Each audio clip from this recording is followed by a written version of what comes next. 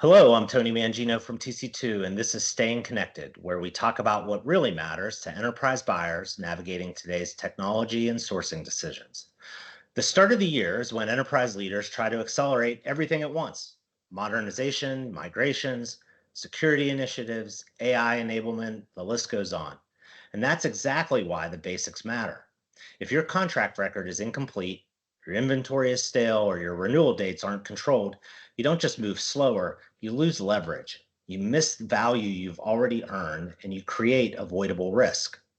Now, today's episode is about New Year's housekeeping, and that is the legal, contract, and operational work that gives you a clean fact base: what you have, what you're obligated to do, what you're entitled to receive, and what needs to happen early to avoid making last minute decisions later. And to walk through a practical checklist, I'm joined today by my good friend Laura McDonald, and Laura's a partner at LB3. Laura, welcome back to Staying Connected. Tony, Happy New Year. And it's great to be back on Staying Connected. That checklist and that housekeeping you refer to is work that prevents surprises, especially around things like notice windows, disputes, credits that expire if nobody manages them. It's not the most exciting work, but it does give the enterprise control. Laura, why should enterprise customers focus on housekeeping right now? Well, other than it's cold and dark and there are a few other distractions, you need to start now because the year is going to force decisions, whether you're ready or not. If you wait until it's renewal season, you'll be working with incomplete documents and incomplete data. And that's when organizations tend to drift into auto renewals. They accept invoice errors that they could have challenged and gotten credits for. They discover too late that the transition plan that they were imagining as part of a refresh doesn't fit into what the contractual documents say. And from the buyer side, the pattern is simple. When you're late, suppliers drive the timeline and narrative. When you're early, you have flexibility and options. Absolutely. Laura, let's start with contracts. When you work with large enterprise, what's the first gap you see? Most organizations think they have all the contractual documents. They've worked hard to keep good files, but oftentimes what they really have is a folder that hopefully has a signed master agreement, but they may find that they have several master agreements with the same vendor, which can happen through acquisition, rogue business units, or simply changes at either company. And then they may have some, but not all of the attachments, exhibits, SLAs, pricings, and particularly the amendments. And when you go back and look at the amendments, some of them seemed crystal clear at the time, but they have lost clarity over the same period.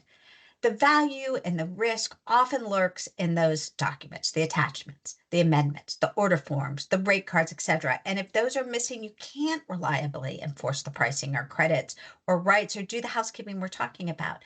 If you don't have all the pieces, reach out to your vendor and be persistent in getting their list and the missing in action documents. You may find in the process of this things that you were not expecting or that their files are not so great either. So start early. So the first task is basic but essential. That's to assemble the full contract set for each strategic supplier. And once you have it, you need to make it actionable and not just, a legal archive. Right. And actionable means extracting the items that drive decision making, such as what is the term, what are the renewal mechanisms, what are the notice requirements, and what are some rights that you use on a regular basis, like audit, rate review, benchmarking, billing validation. And in this day and age, staffing and support rights, think of all the Verizon layoffs. This is where I see enterprises quietly lose value, Laura. A contract might provide for a rate review or a billing validation process or a credit mechanism, but if no one knows it exists or no one calendars it, then nothing happens. Right. And credits are a big one. These may be one time or recurring credits baked into the overall commercial deal or those that are earned through missed SLAs. But if there isn't a tracked credit ledger with ownership, often those credits are never requested, never applied, or applied incorrectly. So you need to, if you don't have that ledger, you need to start one. Or you'll find that there were credits that were earned and forgotten about. So when you're doing the pricing evaluation, you fail to take into account the impact of those credits when you're comparing the prices. That's a great point. So here's the practical approach we recommend. For each key supplier, just create a one-page operating view. Not legal pros necessarily, just the essentials. contract components like dates and notice windows, financial commitments you need to track, rights that you can execute, and credits that are owed. Then assign ownership. If no one owns it, it won't be done consistently. And Tony, I'd like to add that you can do it when you close a deal or an amendment, and that's great. But if not, this is the time to start this endeavor. And another point that really matters legally, and people just overlook, and that's notice provisions. Many agreements require notices to be sent to a specific address or role, and sometimes by a specific method. And if that's not followed, you can lose those rights even when your supplier understood your intent. And I've seen that happen because the contract had bad or old information. And that's the enterprise reality process here protects those outcomes. Let's move the discussion over to disputes. What's the right posture for enterprises to start with at the beginning of the year? This is a great time to review and evaluate the issues related to the disputes and put them all in a chart and the timeframes next to them. Enterprise often have open items that you've been discussing with your vendors or internally for months: overbilling, SLA issues, delayed installs, chronic service problems. Some are formal, some are less formal, but the risk is that the contracts frequently require certain timeframes. So timeframes that you have to dispute a bill or claim a credit. And under the law, or sometimes specifically under your contract, there are what are known as statutes of limitations during which you can bring a dispute. So you need to make sure you know what those are and you stay in those timelines. So, Laura, even if your team is working an issue in good faith, the clock might already be running or might have run out.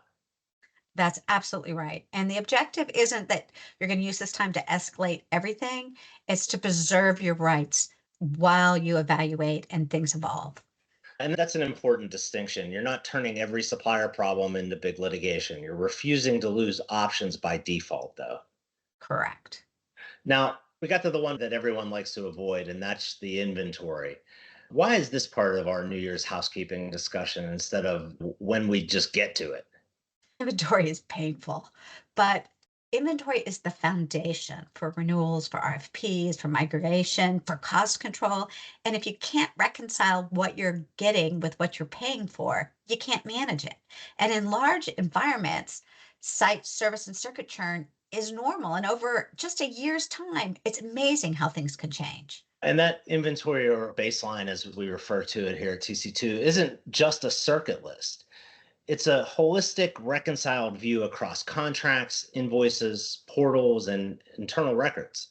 This is where enterprises find duplicates, orphaned billing accounts, disconnected sites that are still billing, and services that were never aligned to the right legal entity or cost center. That's right. And so what my recommendation would be is a practical goal for first quarter. Again, it's not perfection, it's a reliable baseline. What services exist, with whom, where they are, at what cost, what contract and rate elements apply, and who internally owns that relationship in the billing. And once that baseline exists, everything else it just gets easier. And this is also something you can get your TEM and your provider involved in. In fact, I recommend that you do. Laura, that's a great point. Once you've cleaned up the contracts and we've improved our baseline inventory, what's next?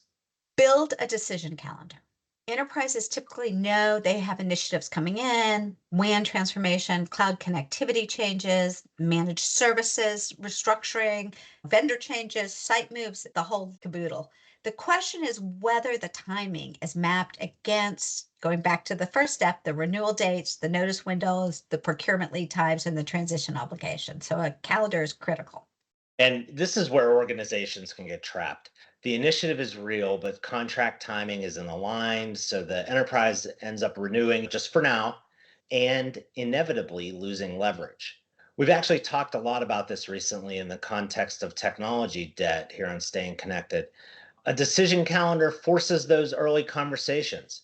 What must be decided in Q1 or Q2 to avoid a forced path later? Right. And just like the summary you mentioned, it should be owned. If an initiative matters, it needs at least one accountable person and milestone date, not just a slide on a deck. Clarity plus ownership is really what turns plans into action. All right, one more item that's easy to overlook, and that's internal alignment. Why does this belong in our New Year's housekeeping? Because enterprises often have fragmented experiences with the same supplier. So procurement may see good enough, Operations may be absolutely frustrated or delighted. Security may have concerns. Business units may be testing alternatives outside of governance. Legal may want to look at new regulations, new security or AI provisions. And if you don't surface this early among all the stakeholders, vendor strategy becomes really inconsistent and your leverage is going to be impacted. So, a simple move is a structured kind of temperature reading early in the year. What's working, what's consistently broken, and where are teams already shifting their behavior? That gives leadership a single view of reality before renewal or expansion discussions even begin. If listeners do nothing else after this episode, what should they do like this month? I liked your temperature reading analogy. So, what I would do is look at your contracts and assemble a complete set for each of your major suppliers. Do the extract and calendar the key dates and rights. Make sure you assign somebody who's responsible for this and for the commitments and credits. And in parallel, identify open disputes, confirm that you're inside your dispute windows and flag any ones that are coming close, and then set a baseline inventory that you can trust and map a decision calendar for the year. Laura, that's really the theme. And create a clean fact base early so decisions later in the year are strategic instead of tactical or reactive. Laura, thanks so much for your time today. And to our listeners, if you'd like to discuss how to get your house in order at the start of 2026, or if you'd like to discuss other technology, strategy, sourcing, and cost reduction needs with Laura, me, or any of our TC2 and LB3 colleagues, please give us a call or shoot us an email. You can also stay current by subscribing to Staying Connected, by checking out our websites, and by following us on LinkedIn.